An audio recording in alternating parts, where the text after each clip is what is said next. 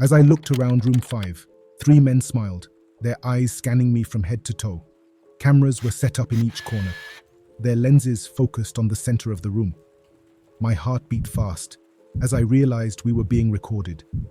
Did I agree to this? To be filmed like this? In the middle of the room was a bed, like the ones you see in a dentist's office. I was nervous as I approached it, my legs heavy with dread. I lay on the bed, my mind racing with fear. One of the men, a tall figure with sharp features, stepped forward and placed a dental device in my mouth, forcing it open wide. I panicked. The 2 other men were strapping my hands and feet to the bed so that I could not move. The room was equipped with monitors as well, like the ones that measure your heart rate. Were these men doctors or something else? My mind raced with questions, but there was no time to think. The tall man adjusted the device in my mouth, securing it tightly. The other 2 began attaching wires and sensors to my body, their faces expressionless and methodical. I tried to scream, but the device rendered me mute. The monitors beeped faster, reflecting my escalating terror. This made the men smile with satisfaction. They wanted to know how afraid I was by measuring my heart rate in real time.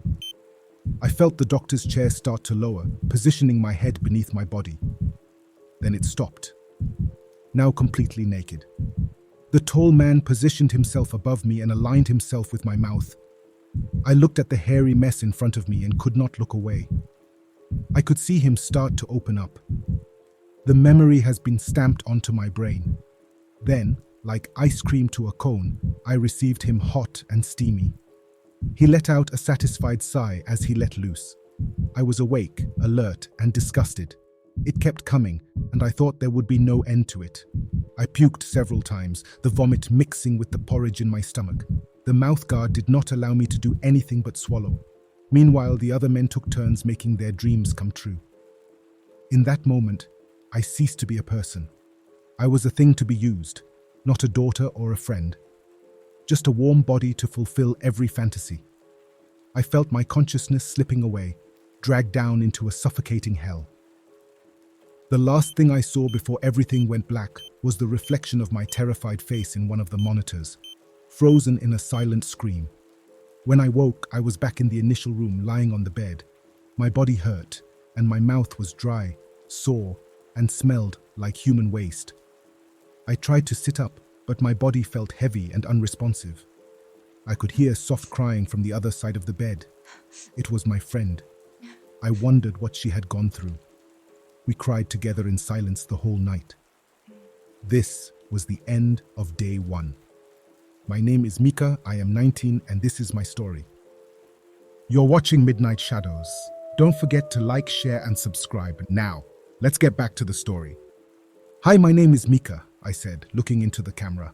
This is a video to confirm what I am agreeing to when I get to Dubai. I smiled, but inside, my nerves were a tangled mess. I read the paper in front of me, the words coming out of my mouth, but it seemed my brain was not comprehending what I was agreeing to. My friend said it was a great opportunity and we could do this before going to med school next year. We would have a lot of money for shopping and could buy the latest phones and laptops. They were offering $50,000 for 5 days, $10,000 a day. My mind was spinning. That amount converted to our local South African rand was mind-blowing. We were social media celebrities in our country, so the price reflected that. Ahmed met us at the airport. He was kind enough, but a bit distant. He took us straight to the place. It was not a hotel. It was a building with nothing but sand for miles. I could smell the sea, so I guessed we were close to the water. It was dark. It had been a long flight, and we needed to rest before we started the work the next day. We pulled up to the entrance where a heavy metal door slid open with a grinding noise. Ahmed led us inside. We followed him down a series of winding hallways, each one looking the same as the last. The walls were bare, painted a dull grey that seemed to absorb all light. Doors lined the corridor, each one identical and unmarked, adding to the sense of disorientation. "You will stay here tonight," Ahmed said, pointing to a door at the far end of the room. "Tomorrow, the work begins." We nodded, too overwhelmed to ask questions. Ahmed left us, and the door closed with a heavy thud. We were alone. The thought of $50,000 was still enticing, but the reality of our situation was beginning to sink in. The thrill of easy money had blinded us to the true cost of our decision. This was the end of day 0. Day 2. An envelope was pushed under our door. We were invited to a desert party and asked to dress nicely. We were not thrilled, but we had to comply. The note said the party was at night. We both took showers, trying to wash away the filth and memories of day 1. I looked at myself in the mirror and broke down, crying as the memories of the day before replayed in my mind. Ahmed drove us into the desert for about 30 minutes until we arrived at the party. There were many tents around, like a campsite, but with grand tents that had couches, beds, and other luxuries inside. The air was filled with the scent of spices and smoke from campfires, creating an almost surreal atmosphere. We quickly realized that we were the entertainment, being passed from one tent to another. No clothes were allowed for the working girls, and we complied reluctantly. The reality of our situation sank deeper as we were introduced to other girls, some from the United States, Australia, Nigeria, you name it. We exchanged brief, knowing glances, understanding each other's situations without words. Inside the tents, men lounged on plush cushions, their eyes cold and predatory. The desert night was alive with the sounds of laughter and music, but it all felt like a cruel mockery of the horror we were enduring. Each tent brought a new face, a new humiliation. The men treated us like objects, their touches invasive and unwanted. As I moved from one tent to another, my mind detached itself from my body, trying to escape the reality of what was happening.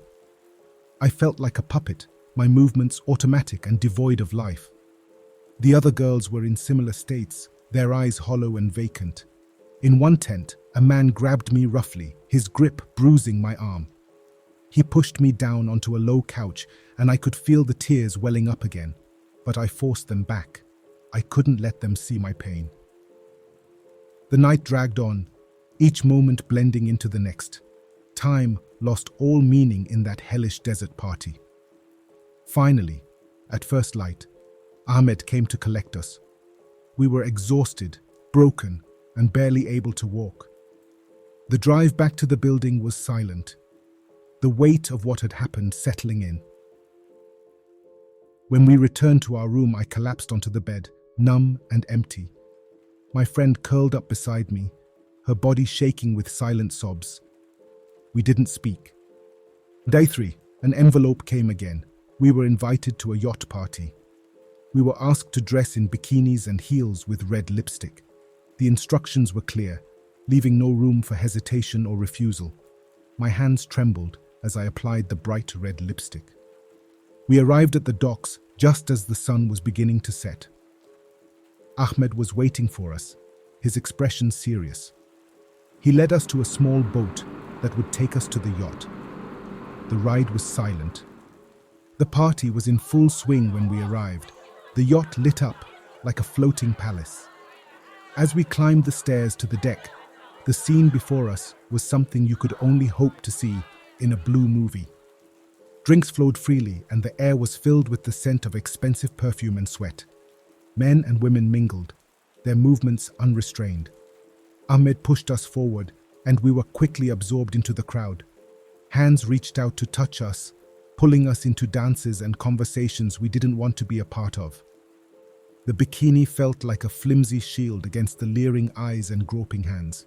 I was handed a drink by Ahmed. I took a sip. The alcohol tasted strange, like it was mixed with a special ingredient. Before long, it had calmed my nerves. A man approached me, his eyes dark and predatory. He smiled, but there was no warmth. "Come with me," he said, his voice low and commanding. I had no choice but to follow. He led me to a secluded part of the yacht, away from the prying eyes of the other guests. Then he pushed me against the railing, his hands roaming over my body. I complied. I was passed around, but I cannot remember what exactly happened. I blacked out at some point, and I woke up on day 4. Day 4. I woke up with a headache from hell. An envelope came again. Inside, a simple note read, "Today you rest. Thank you for your hard work. If you want to go shopping, you will be driven to any destination by our drivers." The offer was tempting, a chance to escape the confines of our room, even if only for a few hours. As influencers, we knew we had to keep up appearances. We accepted the offer and prepared ourselves to face the outside world. We were driven around Dubai in a sleek black car. We visited the most luxurious malls, the tallest buildings, and the most picture-perfect spots. We forced ourselves to smile in every picture, our expressions not showing any of the horror that lay beneath the surface. The comments on our social media posts started pouring in. "I wish I was like you girls. Wow, soft life. This is the life I want to live." But it was all a lie, and we knew it. Each smile was a mask, each post a carefully crafted illusion. Our souls died a little more as our follower count increased. Inside the grand malls, we shopped for designer clothes and expensive jewelry. We walked past tourists and locals, our every move documented by our phones. To the world, we were living a dream. But inside, we were trapped in a nightmare. Back in our room, we collapsed onto the bed, exhausted. The day's charade had taken its toll. This was the end of day 4. Day 5, the last day. I woke up to the familiar rustle of an envelope being slid under our door. My heart pounded as I reached for it. The note inside read, "Today is your last day. Tonight, you will attend a grand gala. Dress in the provided attire. Make it a night to remember." In the room were 2 lavish gowns, shimmering with sequins and jewels, along with 2 pairs of elegant heels. The dresses were beautiful. We got ready in silence.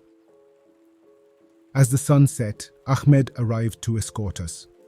We were driven to a magnificent ballroom. The gala was in full swing when we entered. Wealthy guests mingled with laughter and chatter. It was a scene from a fairy tale. Ahmed led us to a table at the center of the room, our presence drawing curious glances from the attendees. As the night progressed, I couldn't shake the feeling that we were being watched. The guests seemed polite, but there was an underlying tension, a sense that something sinister was lurking beneath the surface. I scanned the room, my eyes landing on a group of men in dark suits, their expressions unreadable. The music changed and a silence fell over the crowd. A man stepped onto the stage, his presence commanding attention. He was older, with silver hair and piercing blue eyes.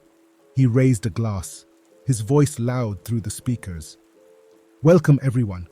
Tonight we celebrate not just the success of our ventures, but the future we are building together. Let's make this a night to remember." The crowd cheered, and the festivities resumed. As the night wore on, I felt a tap on my shoulder. It was one of the men in the dark suits. "Come with me," he said, his voice low and firm. I followed him, my heart racing.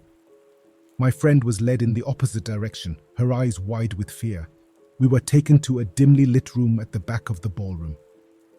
The man gestured for me to sit, and I complied. He had his way with me, and before long, there was a line of men waiting their turn. My mouth became numb from the activities, and my body ached from the positions I was made to take. One by one, the men left, joining their wives at the gala, laughing at the jokes being cracked by the MC. We worked all night, and some men even came back for seconds.